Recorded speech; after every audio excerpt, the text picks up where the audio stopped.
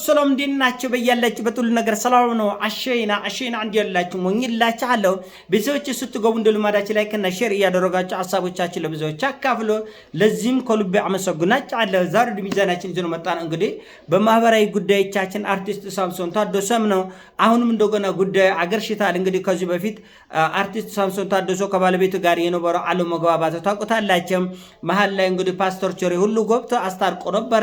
አሁንም ጉዳዮች እንደ አዲስ አገርሽታል ተብሎ በየማህበራዊ ሚዲያ ላይ ስማቸው እየተጠለጠለ ይገኛል። የዚህ ሁሉ ችግሩ ሁልጊዜ እንደምለው የግል ህይወትን የግል አለማድረግ፣ የበላችት፣ የጠጣችት፣ የታጠባችት፣ የቆሸሻችት፣ የገባችበት፣ የወጣችበት አትፖስቱ። የግል ህይወታችሁ የግል ነው። ለራሳችሁ ክብር፣ ለቤተሰባችሁ ክብር ተጠንቀቁ፣ ተጨነቁ ስንል የሚሰማ የለም። ይገርማቻል። ቲክቶከሩ፣ አርቲስቱ፣ ዩቲዩበሩ ሁሉ ነገር መፖስት ሲበላ ይፖስታል፣ ሲፈሳ ይፖስታል፣ ሲቆም ይፖስታል፣ ሲቀመጥ ይፖስታል። እባካችሁ ተው፣ ክብራችን ጠብቀው። ለምንድነው እነ ቴዲ አፍሮ ስለ ትዳራቸው ይሄን ያህል የማይጠለጠለው? ለምንድነው እነ ግሩም ኤርሚያስ ይሄን ያህል የማይጠለጠለው? ማአት አርቲስት አለ። እኮሌና እኮሌ ለምን ብላችሁ ራሳችን ጠይቁ እስቲ፣ ፈትሽ እስቲ፣ ሌሎቻችሁ እስቲ ኮዚ ተማሪ እስቲ። በቃ አንድ ሰሞን በፍቅር እፉ ትላላችሁ፣ ከዛ በኋላ መፖሰት ነው። ስትጣሉም ትፖስታላችሁ፣ ስትታረቁም ትፖስታላችሁ፣ ስትቃረፉም ትፖስታላችሁ። ግዴላችሁም። ሁሉ ነገር ታይታ ሆኗል እኮ በኋላ የሚያመጣውን መዘዝ አታውቁም። ከቁጥጥር ውጭ ይሆናል። አሁን ሚዲያ ለምሳሌ በነቤቢ ጉዳይ ከቁጥጥር ውጭ ይሆናል። እነሱ መቆጣጠር የማይችሉበት በኋላ ነገሮች ከተጋጋሉ በኋላ እባካችሁ ልጆቻችን እናሳድጉበት ተው ደግሞ ብለው ይወጣሉ። እሱ አይደለም መጀመሪያ ሚዲያው እንዲያብጠለጥለኝ እኔ የሰራሁት የራሴ የጉሌ ጥፋት ምንድን ነው ብለህ ራስን መጎምገም ያስፈልጋል። እኔ ለምሳሌ እውነቱ ለመናገር እነዚህን ሰዎች አላውቃቸው፣ ምንም መረጃም የለኝም ስለነሱ፣ ስለ ጉላቸው አላወራም። ነገር ግን የሆነ ችግር አለ ማለት ሚዲያው እነሱን በግል ትኩረት ይዘው አድፍጦ የያዘበት ምክንያቱ ምንድን ነው? እነሱ እኛ ያደረግነው አስተዋጽኦ ስማችን እንዲጠለጠል ሚዲያው እንዳይለቀን ያደረግነው ለምንድን ነው? በየጭፈራ ቤቱ በየናይት ክለቡ እየተጠጣ እየተጨፈረ ሲታበድ ቪዲዮዎች አሉ። እነዚህ ነገሮች አስተዋጽኦ ያደርጋሉ። በሷም በኩል እባካችሁ ክብራችሁ ጠብቁት። ሌሎቻችሁ ከዚህ ተማረ፣ ራሳችን ክብራችሁ ጠብቁ። ለሚወለዱ ልጆቻችን ነው እንዴት ነው በማህበራዊ ጉዳዮቻቸው፣ በትምህርት ቤታቸው፣ በዕለት ዕለት ኑራቸው ማህበራዊና ኢኮኖሚያዊ ጉዳዮቻቸው ማህበራዊና ስነ ልቦናዊ ጉዳዮቻቸው ልጆች ስለሆነ ኢኮኖሚ ብዙ አይመለከታቸው የሚፈጥረው ተጽዕኖ ምንድን ነው ብሎ ማሰብ ያስፈልጋል። ክብሩን መጠበቅ ያስፈልጋል። በአሁኑ ሰዓትማ በቃ ይዶብራችኋል እኮ የማይፖስት ነገር የለም እኮ። አልጋ ላይ ያሉ ጉዳዮች በቃ ምን ተው በቃ። ባካቸው ማህበራዊ ሚዲያን እንዴት እንጠቀመው? አሰላስለው። የእናንተ የሆነ ህይወት የእናንተ ነው። መሃሉ አይነገርም ይላል ባለቅኔው። መሃሉ አይነገርም። ብዙ ነገሮች መነሻቸው፣ ብዙ ነገሮች መድረሻቸው፣ ብዙ ነገሮች አንዳንድ ነገሮቻቸው ጥልቁ አይነገርም፣ መሃሉ አይነገርም። እና ብዙ ነገር ለከት ሊኖረው ይገባል። ስማችሁ ከተጠለጠልና ከጠፋ ደግሞ ኃላፊነት ውሰዱ። ከኔ ምን ጎል ነው ሚዲያው እንደዚህ አለኝ፣ ሚዲያው ስማችን አጥፍተው እኔ ምን አጥፍቼ የሚለውን እኮ መጎምጎምም እኮ ያስፈልጋል። ሚዲያ አብጠለጠለኝ በምን ምክንያት? ቪዲዮ የለም፣ ማስረጃ የለም። ሚዲያው ለማብጠልጠል አንተ አልተመቻህም? ያንተ ንግግር፣ ያንተ ድርጊት፣ የኛ ጥፋት፣ የኛ ድርጊት ምንድነው ብሎ መጎምጎም ያስፈልጋል። እና ብዙ ሰዎች በእርግጠኝነት ከጥቂት ዓመታት በኋላ እጅግ በጣም የሚቆጩበትን ድርጊት ያደርጋሉ። ሚዲያ ደግሞ መጥፎ ነው። እኔ አሁን ተናገርኩ አይደለ? የሆነ ሰው ዳውንሎድ ያደርጋል፣ ከራሴ ዩቲዩብ ላይ ባወርደው ምንም ትርጉም የለውም። ሰውየው እጅ ላይ አለ፣ ዶኩመንት አለ። ይሄ ዶኩመንት ለሞተም ለሺህ ዓመት የሚቀመጥ ነገር ነው። ስለዚህ እባካችሁ መፋታት እኮ ያለን ለምሳሌ ሳምሶን ቢፋታ ምንም ችግር የለውም እኮ።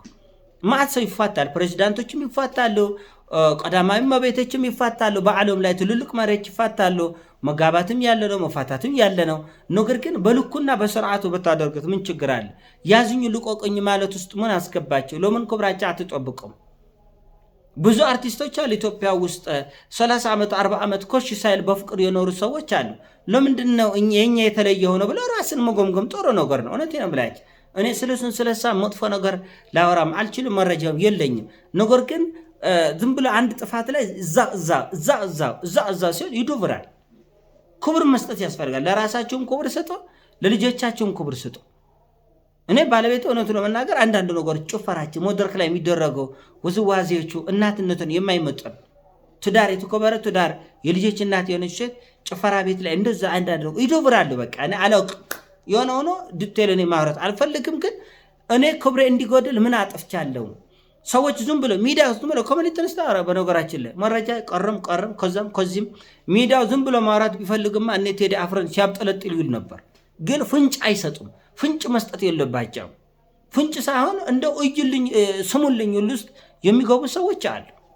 ስለዚህ ፍቅራችንን በልኮ ጸባችንን በልኮ ማድረግ ጥሩ ነገር ነው። ለምን በኋላ የሚመጡ ጦስጡን ብሳስ አለ። ለምን ሚዲያው እንዲህ ካብጠለጠለ በኋላ የፈለገው ቆንጆ የፈለገው ጥሩ የፈለገው ባለጸጋ የፈለገው የተማረ የፈለገው እግዚአብሔር የሚፈራ ሰው ጋር እንኳን ብትገቡ ትዳር ብትገቡ አይረጋጋም ያ ትዳር። ለምን መጀመሪያን እያናጋችሁት ስለምትሄዱ መሰረቱን እያምታታችሁት ስለምትሄዱ ነው። እና ከኔ ምን ጎላል ብሎ ራስን መፈተሽና መጠየቅ አስፈላጊ ይመስለኛል። በግሌ ማለት ነው። በግሌ ሚዲያው እንዲህ ብለኝ አብጠልጥለኝ ቲክቶከር ዩቲዩበር እኔስ ይሄ እኮ ነው ችግሩ። አሁን እኮ በአገር የተበጠበጥነው እኮ እነዚህ ዩቲዩበሮች እነዚህ ቲክቶከሮች ይላል። ከቲክቶከርና ከዩቲዩበር በፊት አንተ በገንዛ ህይወት በገንዛ ፖለቲካ በገንዛ መንገድ አላጠፋህም ወይ?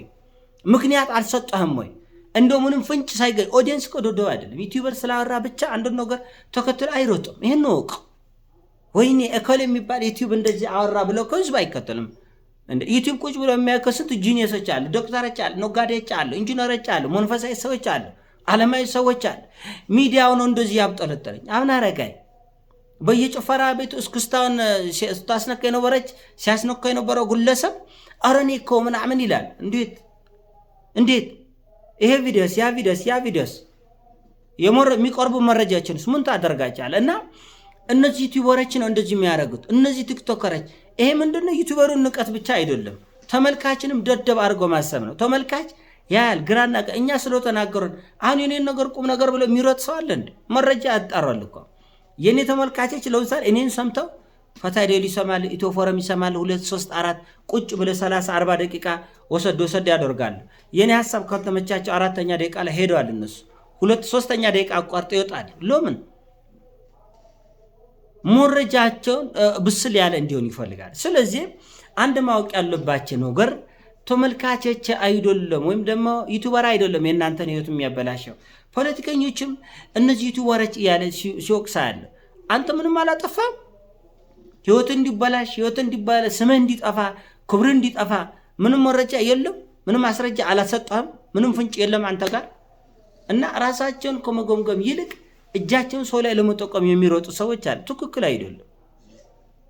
የነሱ ህይወት ሰፈር ሁሉ እንዲያቦካ የሚፈልጉ ሰዎች አሉ። ትክክል አይደለም። ዩቲዩበር አይደለም የእናንተን ስም የሚያጠፋ። ራሳቸው ኃላፊነት መውሰድ አለባቸው። የልጆቻችን ክብር እንዲወርድ የራሳችን ስም እንዲጠፋ እኛ ያደረግነው ጥፋት ምንድነው ብለው ራስን መገምገም መፈተሽ ማረምና ማስተካከል እኮ ነው። ምን ችግር አለ እንዴ? ብዙ ሰው እኮ ይፋታል፣ ብዙ ሰውም ይጋባል፣ ብዙ ሰውም ይዋልዳል። ምንም ችግር የለም።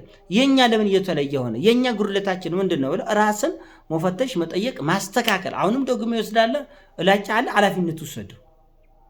ዩቲዩበሮች ነው ስማችን የሚያጠፉ። ቲክቶከር ምን አገባ? ቲክቶከር እኮ አለ ያግባ አይግባ ይውልድ አይውልድ ሳይታወቅ ጽድት ያለ ኑሮ የሚኖር እኮ ቲክቶከሮች አሉ። ህፃን ልጆች ማለት ነው። በጣም ክብር ያለው ኑሮ የሚኖሩ ሰዎች እኮ አሉ። በጣም ብዙ የሚዲያ ሰዎች አርቲስቶች አሉ። በጣም ክብር ያለው ኑሮ የሚኖሩ ማንንም ሳይነካቸው ማንንም ሳይነኩ የሚኖር አለ። እኔ ለምን ብሎ ራስን መፈተሽ ያስፈልጋል። እኔ ብቻ ለምን ባላቶሊ ትዛለኝ እኮ እኔ ብቻ ለምን አለ እና እኔ ብቻ ለምንድነው ጥቂት ሰዎች ሁልጊዜ የነሱ ትዳር ጉዳይ መነጋገሪያ እንዲሆን የምታደርጉበት ምክንያት ምንድነው? እውነት ሚዲያው ብቻ ነው? እናንተ ምንም ጥፋት የለባቸው? እውነት ከናንተ የጎደለው ነገር የለም? ራሳችሁ ለምን አታርሙ? ይሁን ያጎረሽባችኋል። እኔ ምን እንደሚሻል እኔ ያለቅ ለክብራችሁ አስቡ እንጂ ለልጆቻችሁ አስቡ እንጂ አንዳንድ ነገሮችን ዶግማችሁ ለማሰብ ለማረም ለማስተካከል ሞክሩ እንጂና እንዲህ ያሉ ነገሮች በጊዜ ቢታረሙ ቢስተካከል የሚል እና ለጊዜ ክብር ብትሰጡ ለራሳችሁ ክብር ለልጆቻችሁ ክብር ብትሰጡ በጎ ነው ብዬ አስባለሁ። እና ሐሳብ ሲሞቻችሁ ላይክ አድርጉ፣ ሼር አድርጉ። እንግዲህ እንዳልኳችሁ እንዲህ አይነት ሐሳቦችን ማነሳው ስለሚያናደደኝ ነው። ከአንዳችን ጥፋት አንዳችን አለመማራችንና ሁላችን አንድ አይነት ጭቃ ማብኮታችንና ጥፋት መገኘታችን ስለሚቆጨኝ ነው። የኔ ሐሳብ ነው። ሲሞቻችን ላይ አርግ ሼር አርግ ፒስ